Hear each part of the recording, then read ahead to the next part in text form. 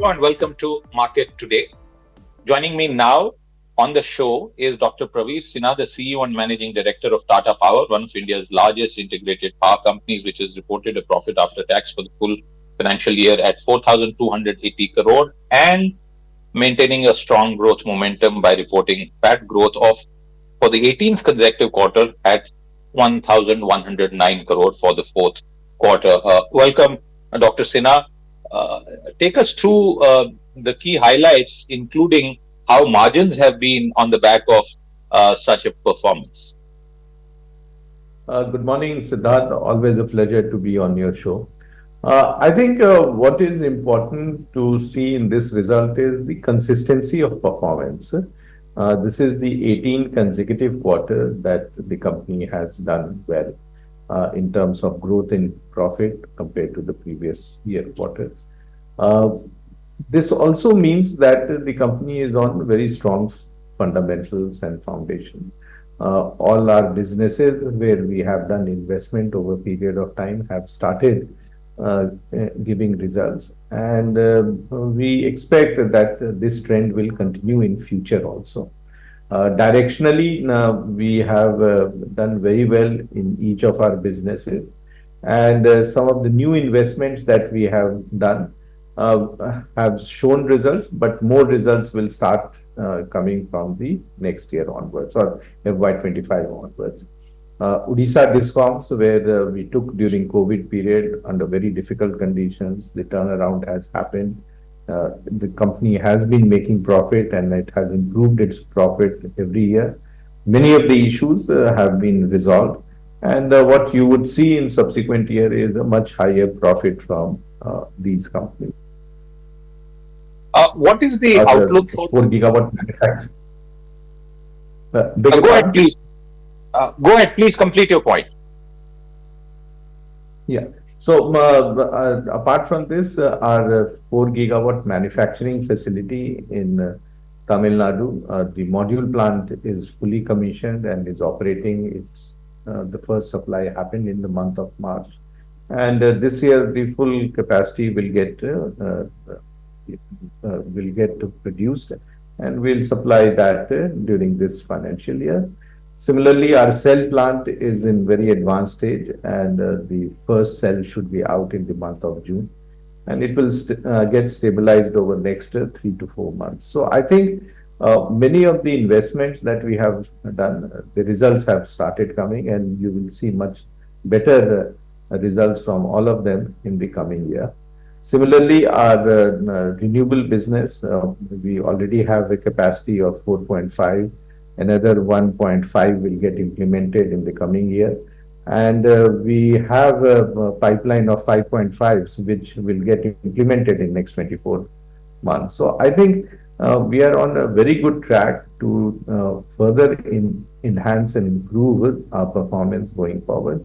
And I strongly believe that Tata Power today will only improve because of the strong fundamentals of the company, the way directionally it has moved to clean energy and smart energy solutions. And you would see very good results coming out of Tata Power in the coming years. Since you say very good results will come out, is there a sort of a number that you can mention in terms of revenue growth and profitability growth going forward once all these new initiatives start kicking in? We normally don't give guidance. We, of course, have shared the presentation during the analyst meet on what is our game plan for next 5 years. We go by that, and you will see that the way whether it is our revenue or EBITDA or profit has increased in last few years. This trend will continue in future too. This trend will continue. The current quarter, and I'm just turning to a sort of immediate concern. We've seen early summer, a very hot summer. How's that going to impact current quarter performance? If you can just share some details of what you are asking. Yeah, the hot summer every year we see the same thing. In fact, last few years the demand increase has been 8 to 10%, and we have already seen in the month of March and April, the demand has increased by 10%. And that means that there is that much more demand of power that is increasing, and it is good for the company in the sense that more generation, transmission, and distribution capacities will have to be added, and Tata Power will play a significant role in that. From our side, we are fully geared up to meet the summer requirement. All our plants are operating at more than 95% availability, are coal-based and hydro. Our transmission lines are on 99.9%. Our distribution is on 99.999%. Our renewable projects are also on 99.99%. So I think we understand our responsibility, and we will meet the full requirement of power as we have promised in this summer. Dr. Sinha, at the current run rate that you are seeing post-COVID, the expansion in the economy and newer sectors also contributing to demand, what's the medium-term outlook as far as power demand is concerned, and how well do you see your company being positioned to cater to that? So we see huge demand in power, and last 2 years we have seen every year a CAGR of 8 to 10%. This year also we are expecting 8 to 10%, and we are gearing up by adding capacity. Our renewable capacity will reach 10 gigawatt from our present 4.5 in next 24 months, 12 to 24 months. We also expect our transmission projects that we have won recently to get completed. But what is important is that there is a huge appetite and demand of power.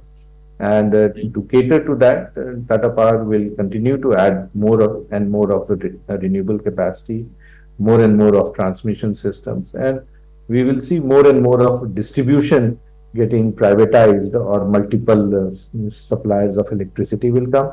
So Tata Power will have a huge amount of work which will be there in the coming years, and I think you can see very strong growth from Tata Power going forward.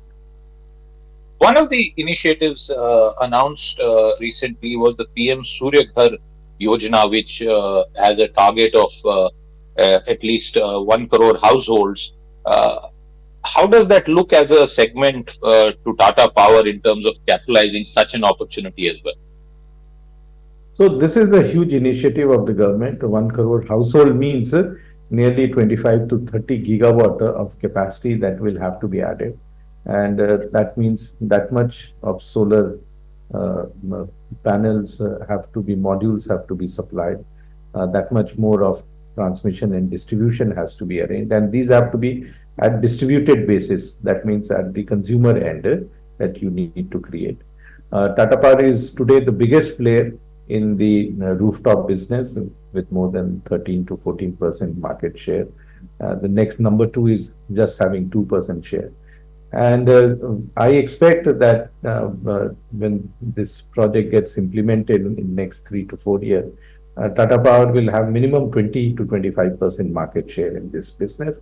So again, there's huge amount of synergy, considering that all these will require Make in India solar modules, which we will produce in our factory that has been set up.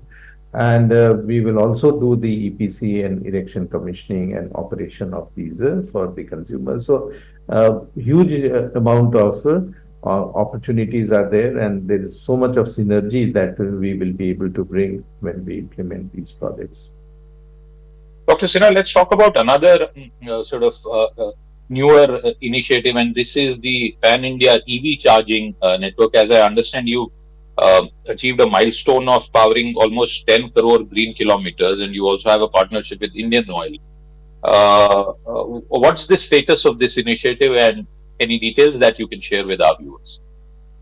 So again, in EV charging, we are number one in the country with nearly 55% market share.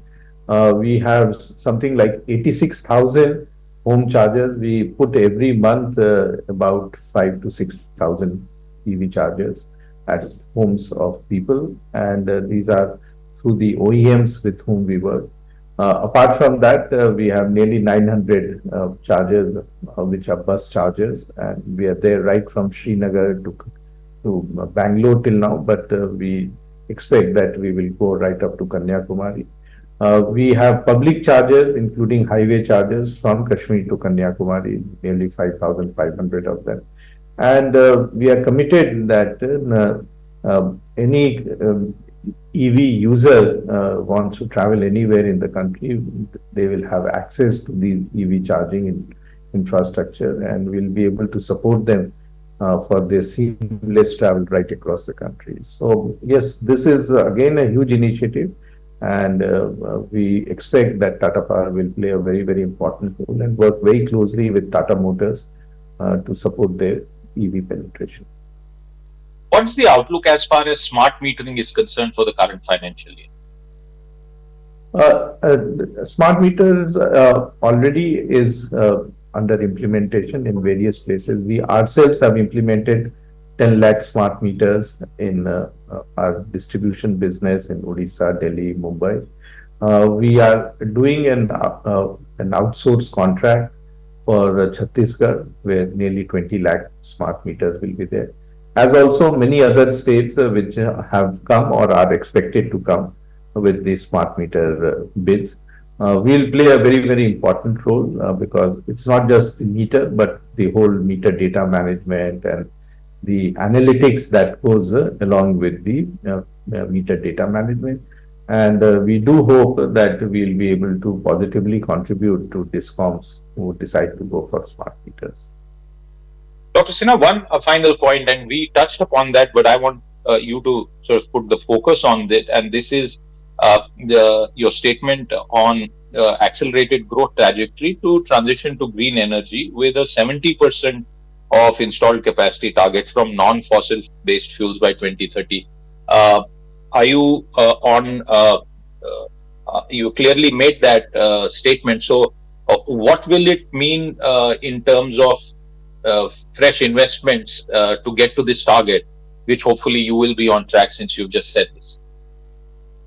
Yeah, so we are already at 40%. This year we closed with 40% clean energy solutions in our portfolio of generation. And we are committed to 70% by 2030. We are enhancing our renewable capacity. We already are operating 4.5 and 5.5 is under implementation. And we do expect that by 2030, this will get enhanced to 15 to 16 gigawatt.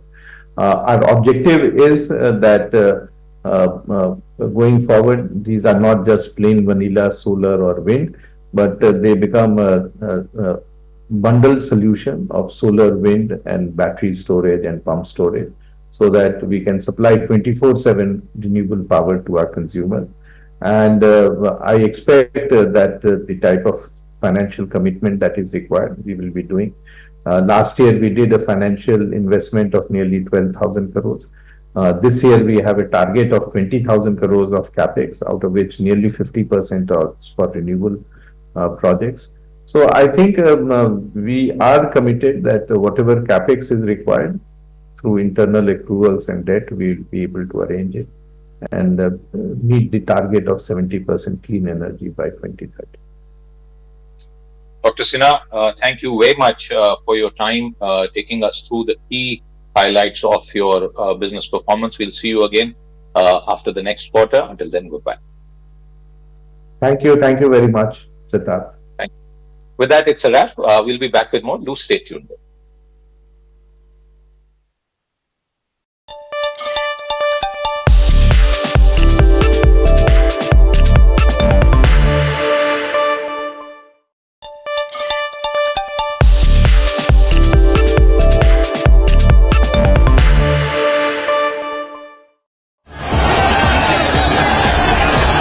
Prime Minister Narendra Modi's Kanpur roadshow is considered Uttar Pradesh's most significant one so far. BJP has changed its candidate from the sitting MP, 76-year-old Satyadev Pachuri, to 56-year-old journalist turned politician Ramesh Awasthi. Born in Farrukhabad, nearly 150 kilometers from Kanpur, Ramesh Awasthi is being alleged as an outsider in this constituency.